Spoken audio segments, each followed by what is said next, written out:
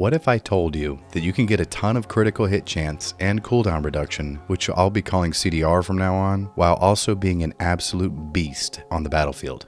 It only requires 5 things. The first is Scourge. Melee critical hits apply bleed, causing damage over time. Melee hits on bleeding enemies grant plus 10% critical chance for 3 seconds. Stacks 3 times, so that's 30% crit chance. The second is the Keystone Blazing Piety, plus 15% crit chance for 8 seconds when in Fury. Fury is triggered when 25 enemies have died within 25 meters. You don't have to be the one that gets the kills. In fact, the Poxburster detonating itself counts as an enemy dying and adds to the stacks. These stacks, from what I've seen, drop off one at a time every 7 seconds or so.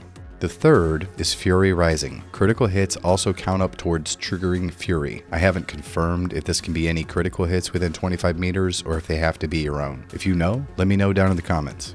The fourth is Righteous Warrior, plus 10% critical hit chance from Blazing Piety. The fifth is a weapon that can provide you consistent kills and critical hits. That's it. The requirements for this are so minute that you can pick any blitz, aura, or ability you want. You might not be able to get everything you want, but you can get plenty that will bolster your weapon selection and playstyle.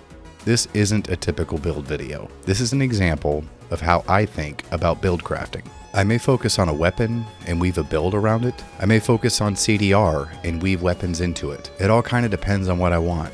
Hopefully, by the end of this, you'll gain some insight into crafting a build that you want.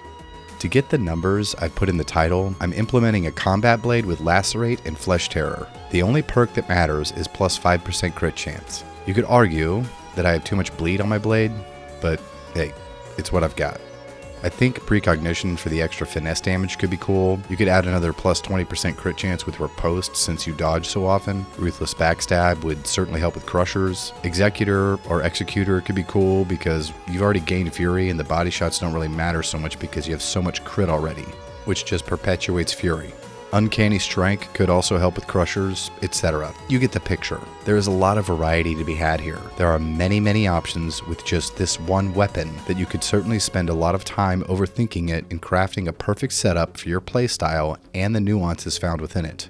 You can run this with anything that can provide crits, which is what provides bleed through Scourge, thus increasing your crit chance, and just on and on and on it feeds itself. So pretty much anything with Shred. That would be the 3 combat axes, the 3 tactical axes, the chainsword, the 3 devil's claws, and the eviscerator. If you add in the combat knife, since it can provide bleed, that is a total of 12 melee weapons. However, I've seen people run Bleed Build Heavy Sword and use it to great effect. Honestly, with the amount of bleed coming out of the Zealot tree and Ogre tree, you could probably get away with just about anything since your team likely is running some kind of bleed already. That being said, the faster your weapon and the more consistently it can apply crit strikes and kills, the better your CDR will be. You should note that when leaning on Shred for critical strike chance, you do need to be a bit disciplined with your strikes. That is easier said than done. When you're spamming attacks into anything, be it a horde, a crusher, or whatever, inevitably someone will kill what you're swinging at and you'll swing at nothing but air and you will lose your stacks of Shred from missing a strike. It happens. Just something to be aware of.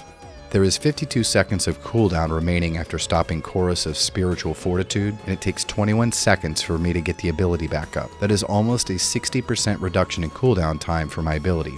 It should be noted that I am running 3 Curios with plus 4% cooldown reduction each. I am also running Pious Cutthroat, which provides 20% cooldown reduction on Backstab Kill, so some of those are probably mixed in. On a pack of Groaners, starting at 52 seconds remaining on the cooldown, it takes 10 seconds to get my ability back up. That is an 80% reduction in cooldown. Again, note that I am running those same 3 CDR Curios in Pious Cutthroat. That is undeniably strong. Pious Cutthroat is entirely optional, and I don't run it on my Combat Axe build that essentially replicates a build from an older video of mine. You'll see a link for it in the corner and in the description. You can run this with Inexorable Judgment for the momentum mechanic, gaining attack speed and damage. You just won't have as much crit chance, and as a result, you will have less CDR. As a percentage, since critical hits are proccing Invocation of Death, which provides a flat 1.5 seconds of CDR, it gains even more value when you have a 30-second cooldown on your ability. For instance, if I take Shroud Field with Mastercrafted Shroud Field allowing me to be in stealth for 6 seconds, when it ends, that is a 24-second cooldown. If I am using the build I've described, reducing the cooldown to 10 seconds, I can be in stealth 6 out of 16 seconds. That equates to, at least with ideal conditions, being in stealth 40% of the time. In this clip, I was able to achieve it in 9 seconds without already being in Fury. Let that sink in. I wasn't already in Fury and could get in and out of Shroud Field and get it back up in 9 seconds. And I did it without having a dense pack of mobs. Here is how I build with Shroud Field. You want to talk about clutch potential? This is it. 6 seconds of invisibility that I can spam lights into any enemy or group of enemies and get it back in 9 to 10 seconds while having stun grenades? Yeah. I'm gonna leave it there. Play around with it. I have a lot of fun with this very flexible setup. If you want to copy anything I've shown here, go for it.